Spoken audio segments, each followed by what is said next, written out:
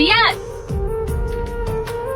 Uncle কি hospital থেকে নিয়ে চলে আসলেন আন্টি? হ্যাঁ, ডাক্তারবাবু ছুটি দিয়ে দিল। তুমি কিছু খেয়েছো মা? চা বিস্কুট খেয়েছি। তুমি আমার সাথে এসো মা, আমি খাবার নিয়ে এসেছি। কি ব্যাপার মা, হবু বৌমাকে পেয়ে মনে হচ্ছে ছেলের কথা ভুলে গেছো। আমার কি খিদে লাগেনি? আই তোকেও খাইয়ে দি। জঙ্গলটা খুব সুন্দর তাই না? সামনের দিকটা আরো সুন্দর। তুই না গাছটার দিকে তাই কি ভাবছো? জানো এই গাছটার একটা ইতিহাস আছে। আজ থেকে 12 বছর আগে এই জঙ্গলে রাক্ষস থাকতো। তোমরা সবাই শোনো, প্রত্যেকটা জায়গা তন্ন তন্ন করে খুঁজবে, একটা জায়গাও যেন বাদ না যায়। ঠিক আছে বড় সাহেব। এই গভীর জঙ্গলে মরু সাপ আমাদেরকে কেন নিয়ে আসলো বলতো? আমরা বুড়ো মানুষ, যদি বড় জন্তু জানোয়ার থাকে আমরা ধরতে পারবো না আটকাতে পারবো? না আটকাতে পারবো না, মোবাইল দাবা ধরে একবার মেরে ফেলবো। কথা বলে না, যার কোদাল নাই তার কোপ বেশি। হ্যাঁ ভালো করে খোঁজ।